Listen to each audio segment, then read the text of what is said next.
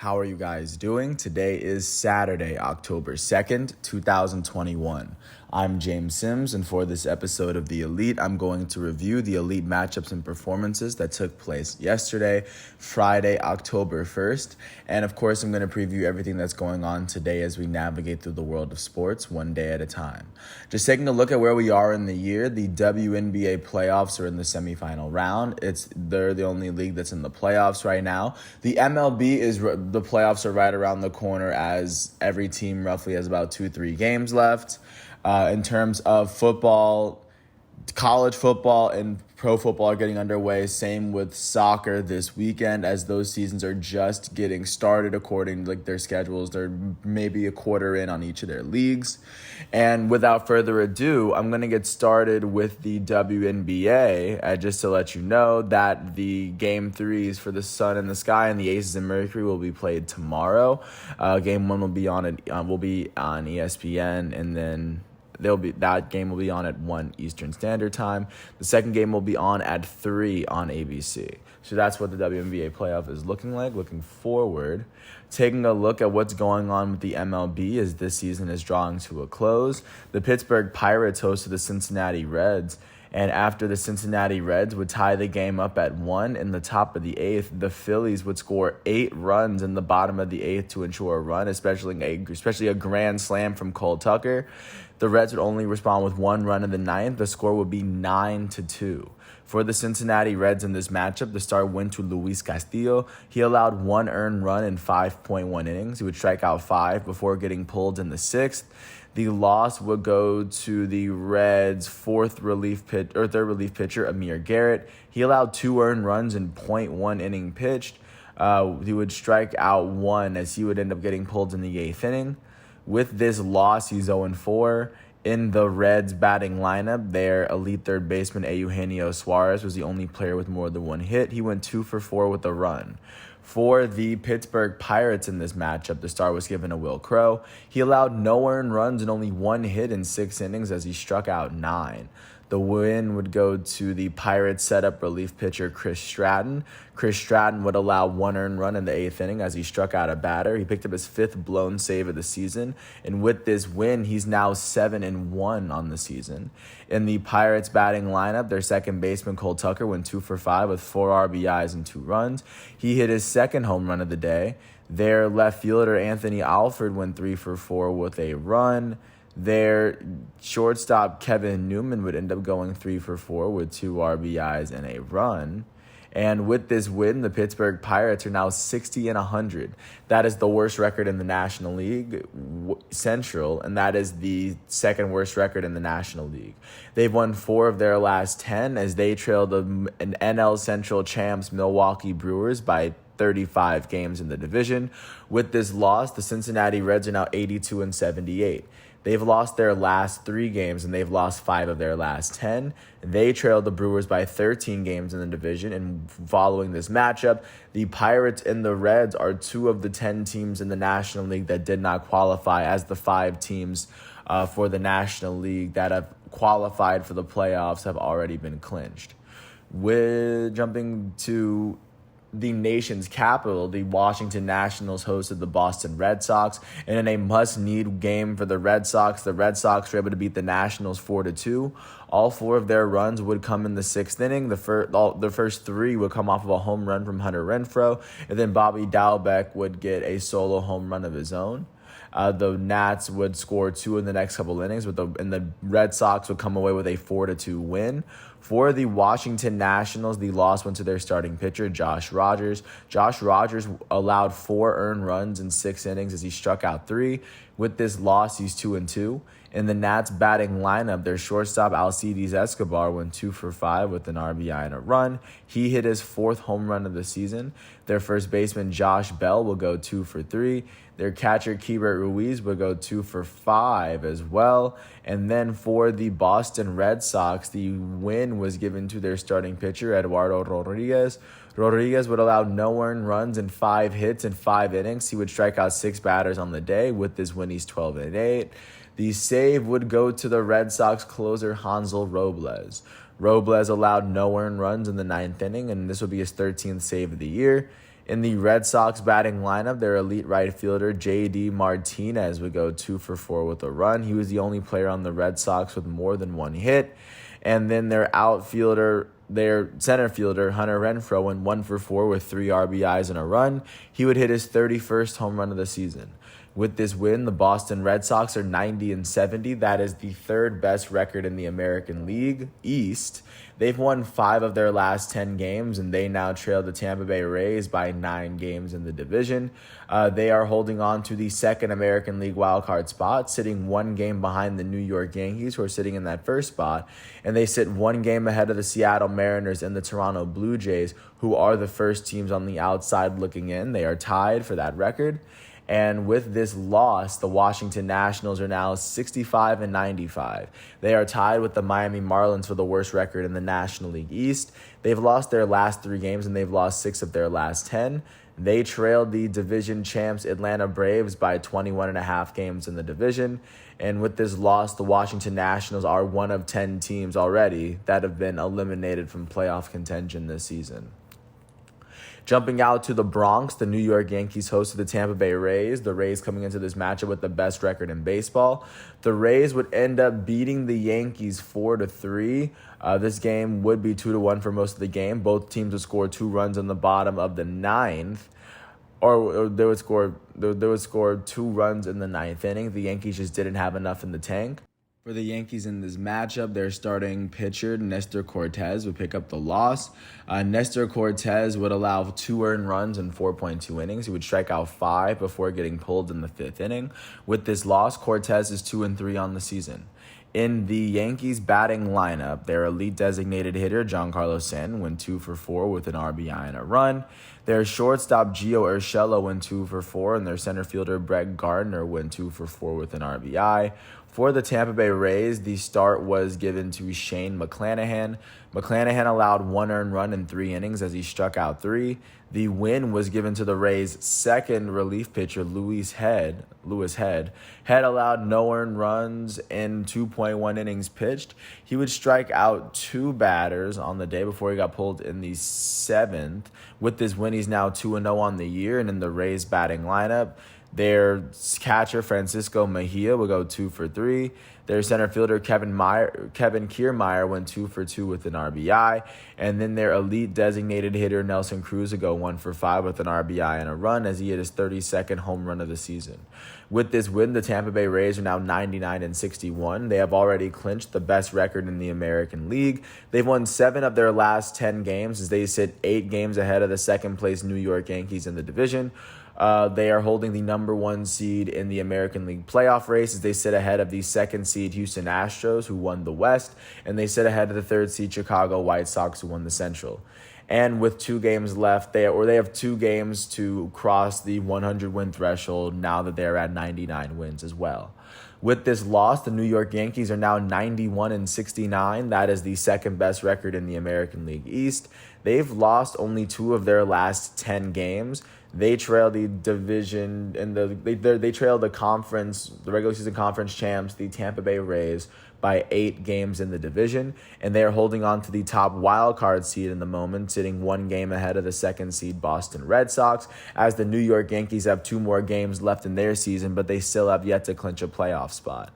Jumping up north of the border, the Toronto Blue Jays hosted the Baltimore Orioles, and the Blue Jays would end up beating the Orioles in a must-win matchup despite the Orioles' 4 runs in the 8th. It gave the Blue Jays a scare, but it just wouldn't be enough. For the Orioles in this matchup, the loss would go to their starting pitcher, Thomas Eshelman. Eshelman allowed 2 earned runs in 2.2 innings pitched, and with this loss, he's 0-3. In the Orioles batting lineup, their right fielder, Austin Hayes, went 2 for 4, and then for the Toronto Blue Jays, the win would go to their starting pitcher, Steven Matz. He allowed 2 earned runs off of 6 hits in 7 innings as he struck out 5. With this win, he's now 14-7, and then the save would end up going to the Blue Jays closer, Jordan Romano. Romano allowed no earned runs in 1.2 innings pitched as he finished out the 8th and then pitched the entire 9th. He would strike out 3 batters on the day, and with this save, he now has 23 on the year. In the Blue Jays batting lineup, their left fielder Corey Dickerson went 2 for 4 with an RBI and a run as he hit his 6th home run of the season. Their third baseman Santiago Espinal will go 2 for 3 with two runs. Their catcher Danny Jansen will go 2 for 4 with 3 RBIs and 2 runs as he hit his 10th home run of the season. And then their first baseman Cavan Biggio will go 3 for 4 with an RBI and a run. With this win, the Toronto Blue Jays are now 89-71. That is the 4th best record in the American League East. They've won 5 of their last 10 games. They now trail the division champs, Tampa Bay Rays, by 10 games in the division. And at the moment, the Toronto Blue Jays are tied with the Seattle Mariners for the best record outside of the wild card race. They are the only 2 teams that are in the wild card picture that haven't clinched a playoff spot yet, as both teams have 2 games left in their season. Like I said, they set a game right behind the Boston Red Sox as they are tied with the Seattle Mariners for the best record outside of the playoff picture. With this loss, the Baltimore Orioles are now 52-108. That is the worst record in the American League. They've lost 6 of their last 10 games as they now trail the division-leading Tampa Bay Rays by 47 games. That is the gap between the best and worst team in that division, the best and worst team in the American League Conference as well. Alongside the Baltimore Orioles, the Texas Rangers, the Minnesota Twins, the Kansas City Royals, the Los Angeles Angels, the Detroit Tigers, the Cleveland Indians, and the Oakland Athletics have all been eliminated from playoff contention. Jumping out to Miami, the Miami Marlins hosted the Philadelphia Phillies. The Phillies would end up beating the Marlins 5-0, shutting the Marlins out despite the Marlins getting more hits than the Phillies. For the Marlins in this matchup, the loss went to their starting pitcher, Sandy Alcantara. Alcantara allowed 4 earned runs in 5 innings as he struck out 6. With this loss, he's now 9-15. In the Marlins batting lineup, their first baseman, Lewin Diaz, went 2 for 4. And then their catcher on the day, Peyton Henry, would end up going 2 for 3. For the Philadelphia Phillies on the night, the win will go to their starting pitcher, Ranger Suarez. He allowed no earned runs in 7 innings as he struck out 9. With this win, he's 8-5. In the Phillies batting lineup, their elite right fielder, Bryce Harper, will go 3 for 5 with 2 RBIs and a run. He hit his 35th home run of the season yesterday as he was the only player on the Phillies with more than 1 hit. With this win, the Philadelphia Phillies are 82-78. That is the second best record in the National League East.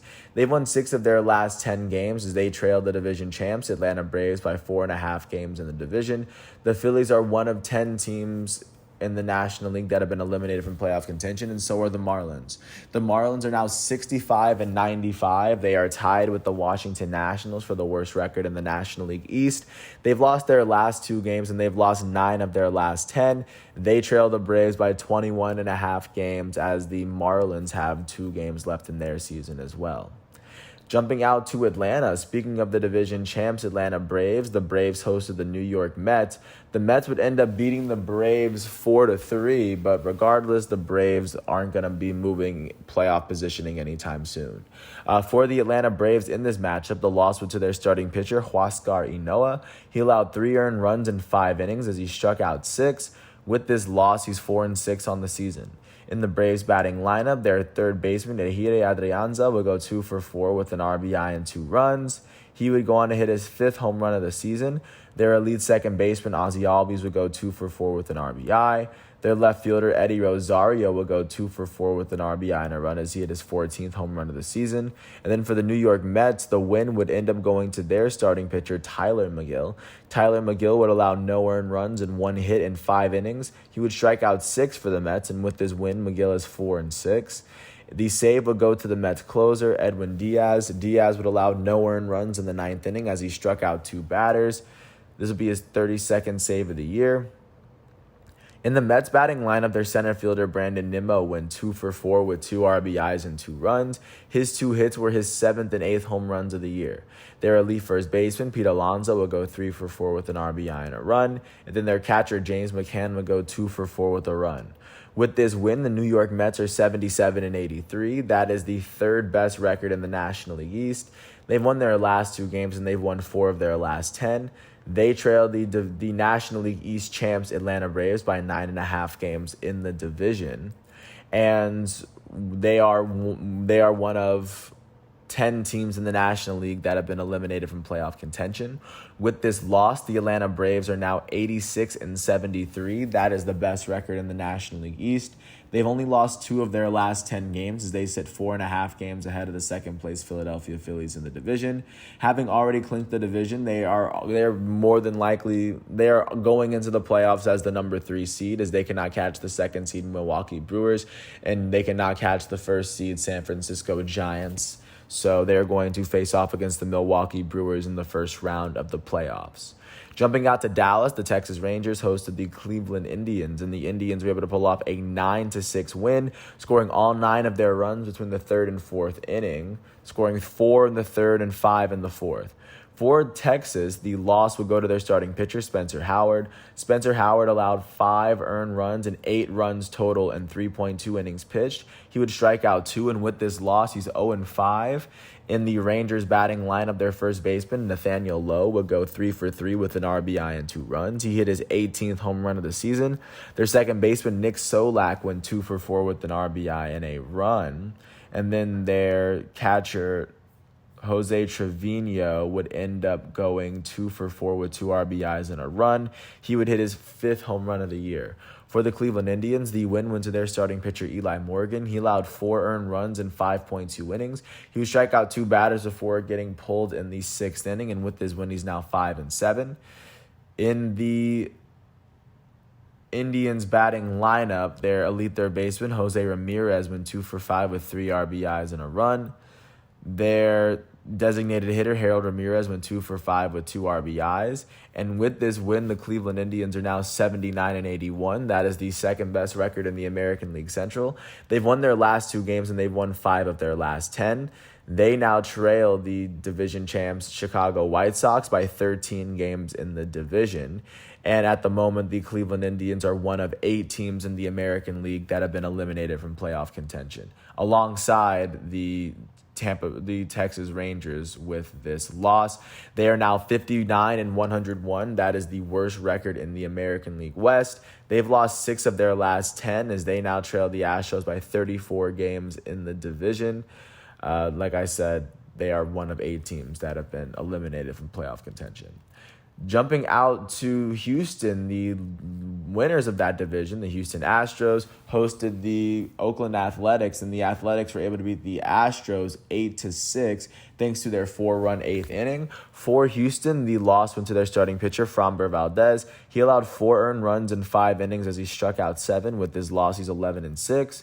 In the Astros batting lineup, their pinch-hitting right fielder, Kyle Tucker, would end up going 2 for 3. Their shortstop, Carlos Correa, will go 2 for 3 with a run for himself. And then their catcher, Jake Myers, would end up going 2 for 4 with 2 RBIs and a run. And not to mention their catcher, Jason Castro, would go 3 for 4 with 3 RBIs and a run. He would hit his 7th home run of the season yesterday. For the Oakland Athletics, the win went to their starting pitcher, Sean Manaea. He allowed 2 earned runs in 5.2 innings as he struck out 6. With this win, he's now 11-10. The save would go to the A's closer, Lou Trevino. Trevino allowed no earned runs in 1.1 innings as he struck out a batter. With this save, he now has 22 on the year. In the A's batting lineup, their second baseman, Tony Kemp, went 2 for 3 with an RBI and a run. And then their first baseman, Matt Olson, went 1 for 5 with 2 RBIs and a run as he hit his 39th home run of the season. Jumping out to Kansas, or not even jumping out to Kansas City. With this win, the Oakland Athletics are now 86-74. That is the 3rd best record in the American League West. They've won 4 of their last 10 games as they trail the division champs, Houston Astros, by 7 games in the division. The A's are the 8th team that was eliminated from playoff contention this season. And with this loss, the Houston Astros are now 93-67. That is still the best record in the American League West as they've already clinched the division title. They have lost 6 of their last 10 games as they sit 4 games ahead of the second place Seattle Mariners in the division. In the playoff picture, they are sitting with the 2nd seed as they trail the 1st seed Tampa Bay Rays, who have already clinched the best record in the American League. And they sit a game ahead of the American League Central champs Chicago White Sox. So the Houston Astros are still playing for seeding as they have 2 more games left in their season. Jumping out to Kansas City, the Kansas City Royals hosted the Minnesota Twins. The Royals would end up beating the Twins 11-6 in a game with no playoff implications. For the Minnesota Twins, the loss would go to their starting pitcher, John Gant. Gant allowed 6 earned runs in 4 innings as he struck out 3. As he would go with his loss, he's now 5-11 on the season. In the Minnesota Twins batting lineup, their third baseman, Luis Arraez, would go 2 for 5 with a run. Their center fielder, Byron Buxton, will go 3 for 5 with 2 runs. And their first baseman, Miguel Sano, will go 3 for 4 with 2 RBIs. Last but not least, their catcher, Ryan Jeffers, will go 2 for 4 with an RBI and 2 runs. Jeffers hit his 14th home run of the season. For the Kansas City Royals, the win would go to their starting pitcher, John Heasley. Heasley would allow 4 earned runs in 5.1 innings pitched. He would strike out a batter before getting pulled in the 6th inning. With this win, Heasley is 1-1 on the season. In the Royals batting lineup, their elite second baseman, Whit Merrifield, would go 3 for 4 with an RBI and 2 runs. Their left fielder, Andrew Benintendi, would go 2 for 4 with 2 RBIs and a run. Their right fielder, Hunter Dozier, would go 3 for 5 with 2 RBIs and 2 runs. He hit his 16th home run of the season. Their third baseman, Adalberto Mondesi, went 2 for 4 with an RBI and 2 runs. And also their catcher, Cam Gallagher, will go 2 for 5 with 2 RBIs. With this win, the Kansas City Royals are now 74-86. That is the 4th best record in the American League Central. They've won 6 of their last 10 games as they trailed the White Sox by 18 games in the division. And with this loss, the Minnesota Twins are now 71-89. That is the worst record in the American League Central, the 3rd worst record in the American League. They've lost their last 2 games and they've lost 4 of their last 10. They trail the Chicago White Sox by 21 games in the division, just to give a sense of where they're sitting. And with this following this matchup, both of these teams are still 2 of the 8 teams in the American League that have failed to qualify for playoff contention this year. Looking out to the champions of that division, the American League Central, the Chicago White Sox were able to beat the Detroit Tigers 8-1. The Detroit Tigers would tie the game up at 1 with their only run at the top of the 4th. The White Sox would take the lead at the bottom of the 4th. Thanks to 3 separate scoring plays. And, of course, they would build it up through the rest of the game to, of course, compete for that 2nd seed in the American League playoff race. For the Detroit Tigers in this matchup, the loss went to their starting pitcher, Willie Peralta. Peralta allowed 5 runs in 6 innings, striking out 3. With this loss, he's 4-5. In the Tigers batting lineup, nobody on the team would finish with more than 1 hit. That would be attributed to great pitching from Chicago. The win for the White Sox went to Lance Lynn. Lance Lynn allowed 1 earned run and 4 hits in 5 innings as he struck out 4. With this win, he's now 11-6. In the White Sox batting lineup, their elite shortstop, Tim Anderson, would go 4 for 4 with an RBI and 2 runs. Their elite first baseman, reigning American League MVP, Jose Abreu, went 2 for 4 with 4 RBIs and a run. Abreu would end up hitting his 30th home run of the season. And then their designated hitter, Gavin Sheets, would go 2 for 4 with 2 RBIs and a run. With this win, the Chicago White Sox are now 92-68. They are the champions of the American League Central. They've won their last 5 games, and they've won 7 of their last 10. Their 5-game winning streak is the longest active win streak in the American League at the moment and is tied with the Dodgers for the 2nd longest winning streak in baseball, behind the Giants. They sit 13 games ahead of the 2nd place Cleveland Indians, so of course they've already clinched that playoff spot with 2 games left. And in the playoff picture, they are holding that 3rd seed at the moment as they sit 1 game behind the American League West champs, Houston Astros, at the moment. And, of course, the Tampa Bay Rays have clinched the number 1 seed in the playoff picture. Just to give a sense of where the White Sox are, with this loss, the Detroit Tigers are 76-84. That is the 3rd best record in the American League Central. They've lost 6 of their last 10 as they trailed the American League Central champion, Chicago White Sox, by 16 games in the division. Just to give a sense of where the Tigers are, they are 1 of 8 teams in the American League that have been eliminated from playoff contention. Jumping out to St. Louis, the St. Louis Cardinals hosted the Chicago Cubs, and the Cardinals were able to pull off a 4-3 home win After the Cubs would score 3 runs in the 6th, the Cardinals would tie the game at the bottom of the 6th off a Lars Nootbaar single. And once it made it to the bottom of the 9th with the score tied at 3, it would be an RBI single from Paul Goldschmidt to give the Cardinals their 90th win of the season. For the Chicago Cubs in this matchup, the start was given to Corey Abbott. Corey Abbott would allow 2 earned runs in 5 innings pitched as he struck out 4. The loss would go to the Cubs setup relief pitcher Tommy Nance. Tommy Nance allowed 1 earned run in .2 innings pitched. With his loss, he's now 1-1 as he got pulled in the 9th inning. In the Cubs batting lineup, their center fielder Rafael Ortega would end up going 2 for 4. And then for the St. Louis Cardinals, the start was given to Dakota Hudson. Dakota Hudson allowed no earned runs and 3 hits in 5 innings as he struck out 4. The win was given to the Cardinals closer, Giovanni Gallegos. Gallegos allowed no earned runs in the 9th inning, and with this win, he's now 6-5. And in the Cardinals batting lineup, their left fielder Tyler O'Neill went 3 for 4 with 2 RBIs and 3 runs. He would end up hitting his 3rd and 4th home runs of the season. The right fielder Lars Nootbaar went 2 for 3 with an RBI. And with this win, the St. Louis Cardinals are 90-70. That is the second best record in the National League Central, as they've already clinched a playoff spot this year. They've won their last 2 games and they've won 9 of their last 10. They trail the Milwaukee Brewers by 5 games in the division at the moment, just to give a sense of where they are.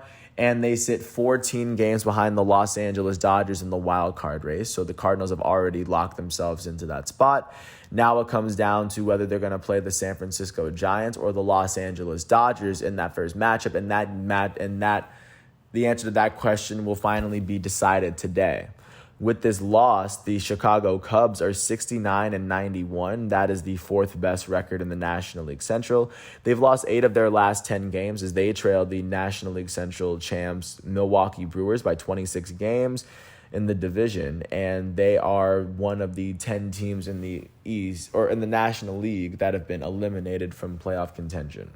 Jumping out to Phoenix, the Arizona Diamondbacks hosted the Colorado Rockies, and the Rockies were able to beat the Diamondbacks 9-7. The Diamondbacks led 7-6 going into the 9th inning. The Rockies would score 3 runs. They tied it off of a solo home run from Dom Nunez. A RBI single from Trevor Story would give them a 1-run lead, and then CJ Cron's ground out would give them the 2-run lead to give them the win.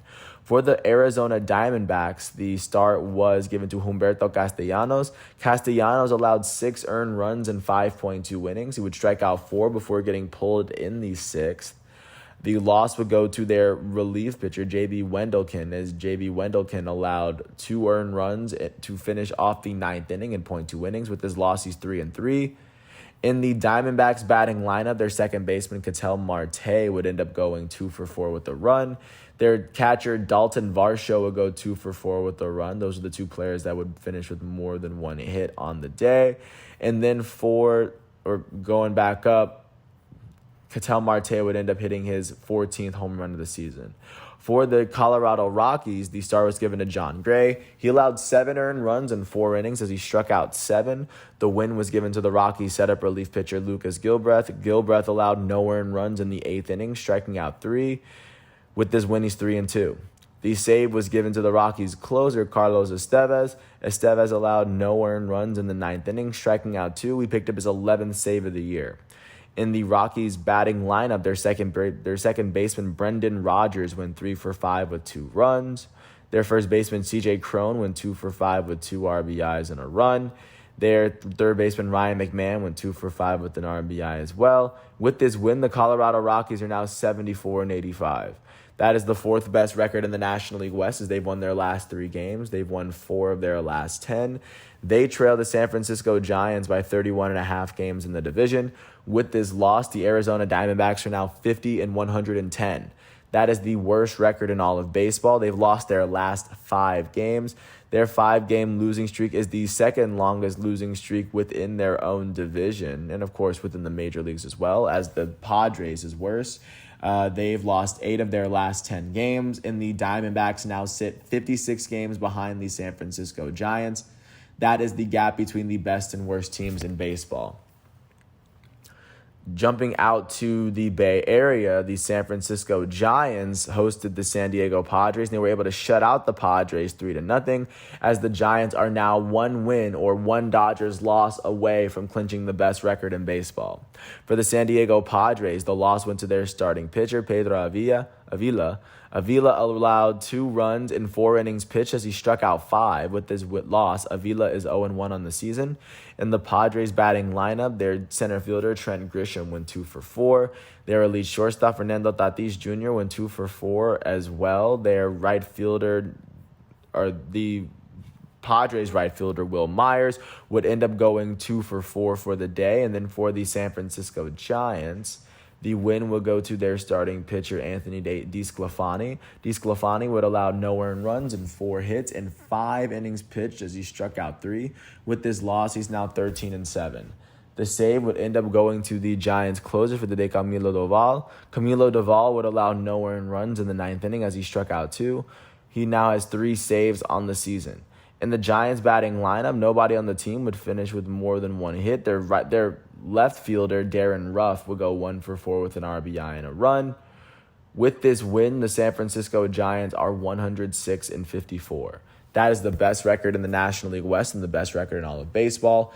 They've won their last 7 games, and they've won 9 of their last 10. They've already clinched a playoff spot this year. With a win here, they could clinch the division title, meaning that they would have to host the winner of the wild card game. Or if the Dodgers somehow overtake them, it means that their first game would have to be at home against the St. Louis Cardinals, because the only 2 playoff seeds that are still up for grabs are the top seed in the playoffs and the top seed in the National League wild card, or at least that's on the National League side. And with this loss, the San Diego Padres are now 78-82. That is the 3rd best record in the National League West. They've lost their last 7 games. That's the longest losing streak in baseball, like I said earlier. They've lost 9 of their last 10 games, and they now trail the San Francisco Giants by 28 games in the division. The Padres are one of 10 teams in the National League that have been eliminated from playoff contention this season. Jumping out to Seattle, the Seattle Mariners hosted the Los Angeles Angels. The Angels would end up beating the Mariners, somewhat spoiling the Mariners' season a little bit. The Mariners would score the first run of the game in the bottom of the 2nd, but it'll be a 2-run double from Brandon Marsh in the 3rd inning, which the Mariners would not be able to come back from, of course, from great pitching. For the Seattle Mariners in this matchup, the loss went to their starting pitcher, Marco Gonzalez. He allowed 2 earned runs and 3 hits in 6 innings. He would strike out 5 on the day, and with this loss, he's 10-6. In the Mariners batting lineup, nobody on the team had more than 1 hit. And then for the Angels, the win will go to their starting pitcher, Jose Suarez. Suarez allowed 1 earned run and 3 hits in 5 innings pitched as he struck out 5. With this win, Suarez is 8-8 on the season. The save was given to the Angels closer, Raisel Iglesias. Iglesias allowed no earned runs in the 9th inning. He picked up his 34th save of the season. And in the Angels batting lineup, nobody on the team would finish with more than 1 hit. Their center fielder, Brandon Marsh, went 1 for 4 with 2 RBIs. With this win, the Los Angeles Angels are now 76-84. That is the 4th best record in the American League West. They've won 4 of their last 10 games, and they now trail the Astros by 17 games in the division. And at the same time, the Angels are one of 8 teams in the American League that have been eliminated from playoff contention. With this loss, the Seattle Mariners are now 89-71. That is still the 2nd best record in the American League West. They've lost 2 of their last 10 games, and they now trail the Houston Astros by 4 games in the division. Right now, they trail the Boston Red Sox by a game as the first team on the outside looking in, as they are sitting even with the Toronto Blue Jays at the moment. But that is where the Mariners sit. And then last but not least, jumping out to Dodger Stadium, the defending World Series champs hosted the National League Central champs, Milwaukee Brewers, and were able to pull off an 8-6 win. The Brewers were up 5-1 at one point. The Dodgers would tie it up at 5 in the bottom of the 5th. The Dodgers would end up taking the lead in the bottom of the 7th, thanks to a solo home run from Matt Beatty. 2 runs later, they were able to build the 3-run lead that the Brewers not be able to come back from. The Dodgers won it 8-6. The Brewers' start would go to Eric Lauer. He allowed 5 earned runs in 5 innings pitched as he struck out 3. The loss for Milwaukee would go to their first relief pitcher, Yandel Gustave. He allowed 3 earned runs in 1.2 innings pitched, and with this loss, he's 1-2. In the Brewers batting lineup, their second baseman, Colton Wong, went 2 for 5 with an RBI. Their elite left fielder, Christian Yelich, went 2 for 3 with 2 runs. Their first baseman, Eduardo Escobar, went 2 for 4 with an RBI and 2 runs. Their baseman, Luis Urias, went 2 for 4 with an RBI and a run as well. And then for the LA Dodgers, the start was given to their goated starting pitcher, Clayton Kershaw. He allowed 3 earned runs in 1.2 innings. He would strike out a batter before getting pulled in the second. The win would go to the Dodgers' 5th relief pitcher on the day, Blake Treinen. Blake Treinen would allow no earned runs in 1 inning pitched. He would do all this in the 7th inning. He would strike out a batter as well. And with his win, he's now 6-5. The save would go to the Dodgers' closer, Kenley Jansen. He allowed no earned runs in 1.1 innings pitched. He would finish off the 8th and then pitch the entire 9th. And then he would, with the strikeout and with the save, he now has 38 on the season.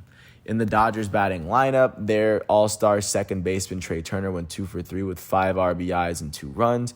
He would hit his 26th and 27th home runs of the season.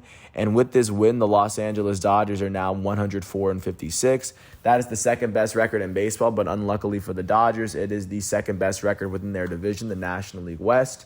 They've won their last 5 games, and that is tied with the Chicago White Sox for the longest active win streak in baseball, but of course, second to the San Francisco Giants yet again.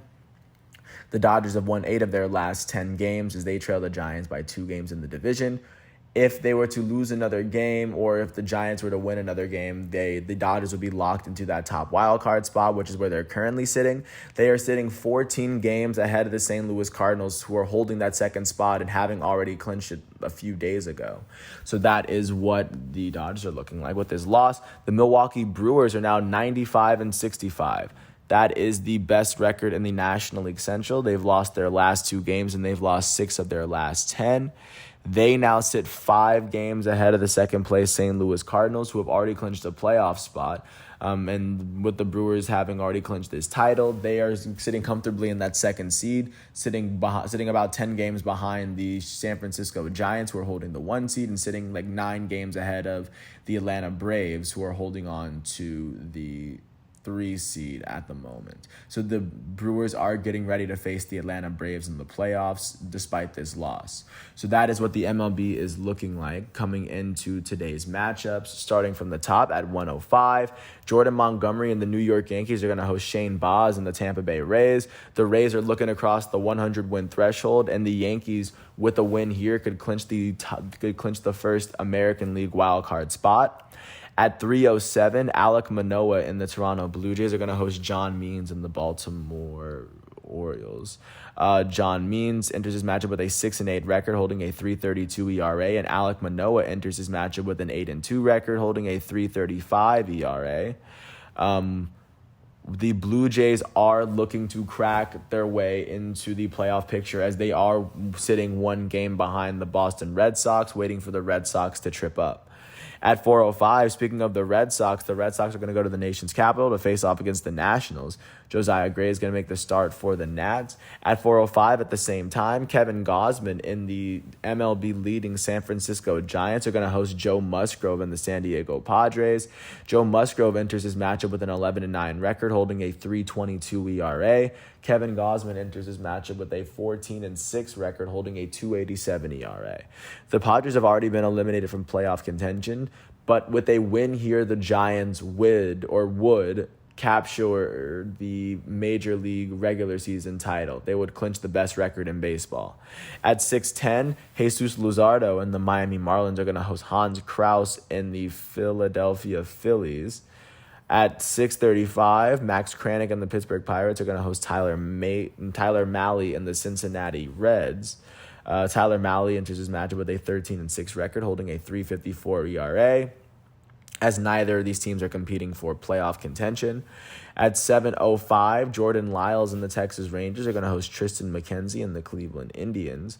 At 7:10, Lucas Giolito and the American League champs Chicago White Sox are going to host Matt Manning and the Detroit Tigers. Lucas Giolito enters his matchup with an 11-9 record, holding a 3.58 ERA. At 7:10, Chris Bubich and the Kansas City Royals hosted Griffin Jacks and the Minnesota Twins, or they're going to host Griffin Jacks and the Twins today. And then at the same time at 7:10, Jake Odorizzi and the Houston Astros are going to host Paul Blackburn and the Oakland Athletics. At 7:15, John Lester and the St. Louis Cardinals are going to host Adrian Sampson and the Chicago Cubs. At 8:10, Zach Gallen, the elite starting pitcher for the Arizona Diamondbacks, is going to host Antonio Senzatella in a matchup that has no playoff implications as well. At 9:10, Chris Flexen and the Seattle Mariners are going to host Jonathan Diaz and the Los Angeles Angels. Chris Flexen enters this matchup with a 14-6 record, holding a 3.67 ERA, trying to keep the Mariners alive as the Mariners are still sitting one game outside of the playoff picture. Just like the Blue Jays, they're waiting for the Red Sox to trip up and stumble. At 9:10, the defending World Series champs Los Angeles Dodgers are going to host the Milwaukee Brewers. The Brewers are going to be led by their all-star starting pitcher Corbin Burns, who enters this matchup with an 11-4 record, holding a 2.29 ERA. The defending champs are going to be led by their starting pitcher Julio Urias, who comes into this matchup with a 19-3 record, holding a 3.01 ERA. That is what the MLB is looking like today. And taking a quick transition into what's going on with football, there were two ranked matchups yesterday in college football. Looking at the first one, was the matchup between the 4-0 Big Ten teams. The unranked Maryland Terrapins hosted the 5th-ranked Iowa Hawkeyes. Iowa would end up beating Maryland 51-14. Their big difference would come in the second quarter, where they outscored Maryland 31-0. After leading 34-7 at halftime, they would outscore Maryland 17-7 in the second half, basically steamrolling them. For Iowa in this matchup, their starting quarterback Spencer Petras would throw for 259 yards and 3 touchdowns. He would also run for negative 15 yards, but he also had 2 touchdowns on the ground. That's 244 total yards of offense with 5 touchdowns. Through the air receiving, Tyler Goodson, their running back, would be their leading receiver as well as their leading rusher. He had 66 yards on the ground on 19 carries, as he had 85 yards and 2 receptions through the air. On the season, he would finish with 151 total yards of scrimmage with a touchdown. On the defensive side of the ball, Riley Moss would lead the team in tackles, as he had 5 of them. The team as a whole would finish with 6 interceptions against Maryland's starting quarterback Talia Tagovailoa to his younger brother, and then 1 against Reese Udinsky. With this loss, Maryland is now 4-1, as they are 1-1 in the Big Ten. And with this win, 5th-ranked Iowa is now 5-0, as they are now 2-0 in the Big Ten, at least for this season so far. Jumping to the second game that happened yesterday, Utah State, the unranked Aggies, would host the 13th-ranked BYU Cougars, and BYU would end up beating Utah State 34-20 after outscoring Utah State 24-13 in the first half and then 10-7 in the fourth after a scoreless third quarter. For BYU in this matchup, their starting quarterback Baylor Romney would throw for 187 yards and a touchdown.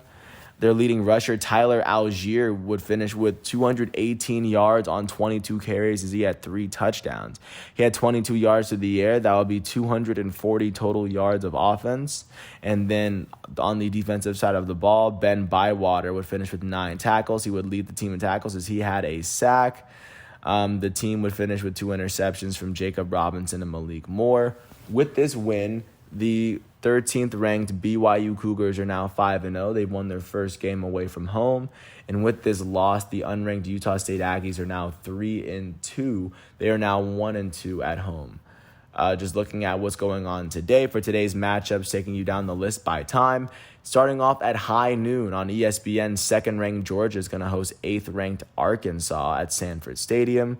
At the same time, at noon, unranked Wisconsin is going to host 14th-ranked Michigan on Fox. At 12:30 on ESPN3, 24th-ranked Wake Forest is going to host unranked Louisville. At 2:30 on NBC, 9th-ranked Notre Dame is going to host 7th-ranked Cincinnati. At 2:30 on ESPN+, 16th-ranked Coastal Carolina is going to host unranked University of Louisiana Monroe.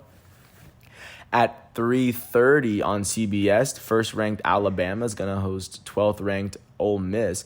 Alabama is now 4-0 as they're 1-0 in the SEC. Ole Miss is 3-0 as they still have yet to play a game in the SEC. At 3:30 on ABC, unranked Stanford is going to host third-ranked Oregon. Oregon comes into this matchup with a 4-0 record and a 1-0 record in the Pac-12.